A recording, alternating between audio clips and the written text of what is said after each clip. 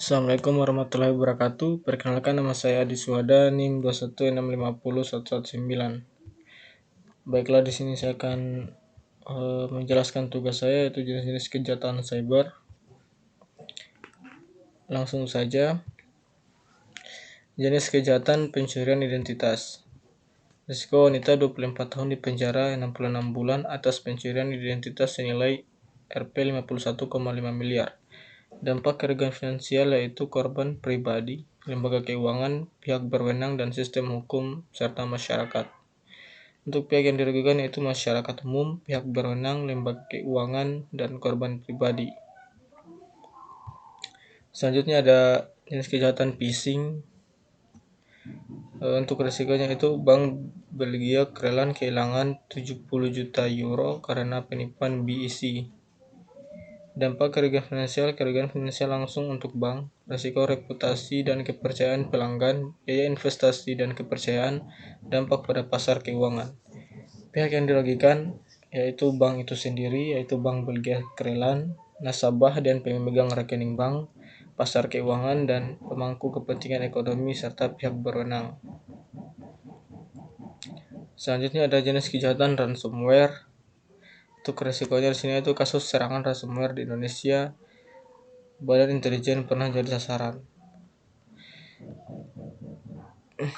Untuk kerugian finansialnya itu biaya pemulihan dan keamanan, kompensasi dan pengganti, kerugian akibat gangguan layanan, serta dampak pada nilai saham.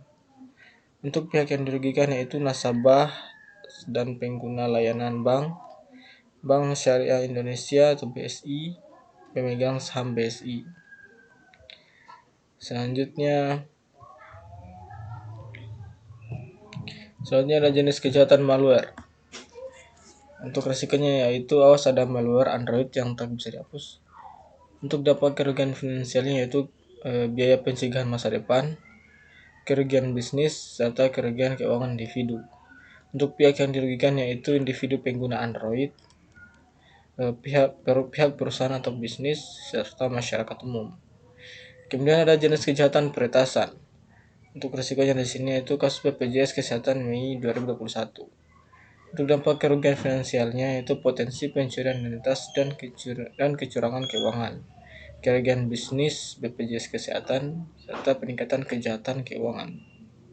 Untuk pihak yang dirugikan yaitu pemerintah, masyarakat umum, pemegang saham BPJS Kesehatan, dan individu. Kemudian ada jenis kejahatan serangan DDoS. Untuk risikonya di sini yaitu situs konde.co kena serangan DDoS usai beritakan kasus pemerkosaan pegawai Kemenkop UKM. Dampak kerugian finansial dari kejahatan tersebut yaitu kerugian bisnis dan reputasi, kerugian investasi dan infrastruktur. Untuk pihak yang dirugikan yaitu pengiklanan dan mitra bisnis, pembaca dan pengunjung, pengelola keamanan dan TI, serta prestis dan kredibilitas. Selanjutnya ada jenis kejahatan pencurian kekayaan intelektual. Risikonya di sini kronologi mal Grand Indonesia denda 1 miliar akibat hak cipta. Untuk dampak kerugian finansialnya yaitu dampak ganti rugi, kerugian reputasi, serta perubahan logo atau merek. Untuk pihak yang dirugikan yaitu ahli waris sing ngantung yaitu Sena Mayang Nganantung. Kemudian ada jenis kejahatan pemalsuan. Risiko Polres Tanjung Priok bongkar kasus pemalsuan dokumen KTP dan ijazah. Untuk dampak kerugian finansialnya yaitu kerugian langsung, kerugian bisnis dan ekonomi, kerugian kepercayaan publik. Untuk pihak yang dirugikan di sini yaitu individu atau organisasi yang menjadi korban, industri teknologi dan media sosial, serta pihak yang berusaha mencegah pemalsuan. Selanjutnya ada jenis kejahatan pornografi anak. Kasus pornografi anak di medsos, Polda Daerah Istimewa Yogyakarta temukan 3.800 foto dan video. Dampak kerugian finansialnya yaitu biaya penegakan hukum, biaya perlindungan korban, kerugian moral dan psikologis, serta dampak pada citra daerah, potensi gugatan hukum. Untuk pihak yang dirugikan yaitu korban, keluarga korban, masyarakat lokal atau daerah, pihak yang terlibat dalam penanggulangan kasus atau pihak yang berwajib. Kemudian ada jenis kejahatan cyberbullying.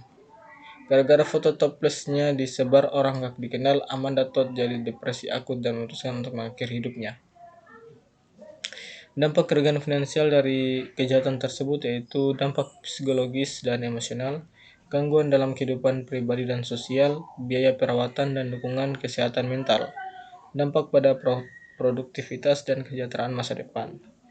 Pihak yang dirugikan dari masalah tersebut yaitu korban itu sendiri, Amanda Todd dan keluarganya, masyarakat dan teman-teman Amanda, serta sekolah dan guru-guru Amanda. Selanjutnya ada jenis kejahatan penyebaran informasi palsu. Begini kronologi kasus hoax Ratna Sarumpait. Dampak kerugian finansial dari kejahatan tersebut yaitu sebuah organisasi aktivis, pengaruh pada karir dari korban itu yang melakukan pembohongan itu, serta reputasinya.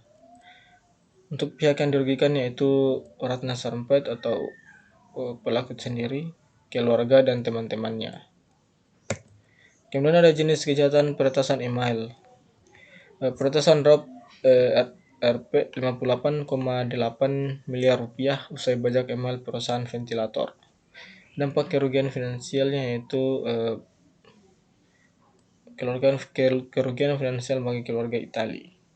Pihak yang dirugikan itu perusahaan itu sendiri. Kemudian ada jenis kejahatan pengintaian. Pengadilan menetapkan pengintaian telepon NSA ilegal setelah penundaan 7 tahun. Dampak kerugian finansial ketidakpastian hukum bagi program serupa, dampak pada anggaran dan sumber daya. Untuk pihak yang dirugikan yaitu individu yang terkena program metadata telepon, organisasi hak sipil dan privasi. Selanjutnya ada jenis kejahatan penggelapan. Buronan kasus penggelapan uang senilai 3 miliar rupiah ditangkap di Bangkal Ban. Untuk dampak kerugian finansialnya yaitu korban penggelapan, pihak yang menggugat atau terlibat dalam proses hukum. Untuk pihak-pihak yang dirugikan pada kejahatan di atas yaitu korban penggelapan, pihak yang terlibat dalam proses hukum, serta sistem peradilan. Selanjutnya ada jenis kejahatan keuangan online. Kasus mahasiswa IPB modus penipuan penjualan toko online. Untuk dampak kerugian finansialnya itu sendiri yaitu kerugian finansial individu, kerugian psikologis, ketidakpercayaan terhadap penawaran usaha online, reputasi kampus, biaya penanganan dan pencegahan, dampak pada ekosistem bisnis online lokal. Pihak yang dirugikan yaitu mahasiswa dan masyarakat korban, kampus IPB, ekosistem bisnis online lokal, pemerintah atau otoritas lokal, serta Satgas Waspada Investigasi. Kemudian ada jenis kejahatan pencurian akses. Untuk pihak yang dirugikan pada jenis kejahatan ini yaitu dampak sosial, kerugian kepercayaan, serta potensi kerugian keuangan. Untuk kerugian finansial dari kejahatan ini yaitu kompensasi dan penggantian serta biaya keamanan dan pemulihan data. Selanjutnya ada jenis kejahatan seksual. Tentang kasus kekerasan seksual terhadap 13 santriwati dan pidana mati bagi pelaku. Untuk kerugian finansial dari kejahatan tersebut yaitu biaya hukum, biaya kesehatan dan psikologis, serta kerugian pendidikan dan karir. Untuk pihak yang dirugikan yaitu santriwati yang menjadi korban, keluarga korban, pondok pesantren dan nama baik dari pondok pesantren itu sendiri. Selanjutnya ada jenis kejahatan pemerasan online. Kasus pemerasan bermotif penyebaran foto bugil korban terbongkar. Kerugian finansial, denda atau pembayaran pemerasan, biaya hukum, biaya pemulihan psikologi.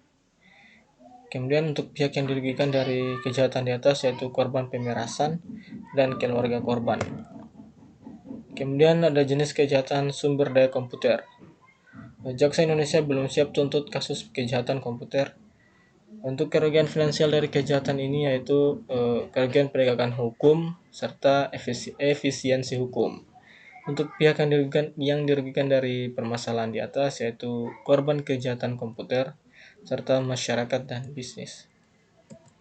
Demikian tugas dari saya. Bila ada kesalahan kata mohon dimaafkan. Billahi taufiq wal hidayah. Wassalamualaikum warahmatullahi wabarakatuh.